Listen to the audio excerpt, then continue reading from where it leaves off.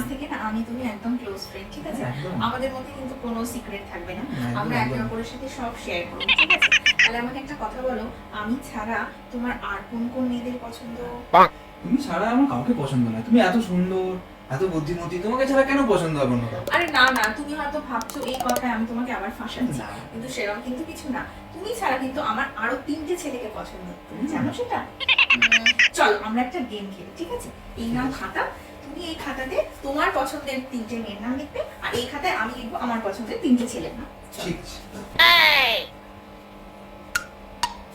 হয়েছে? দাও দাও দাও। লেজিস ফার্স্ট। আচ্ছা ঠিক আছে।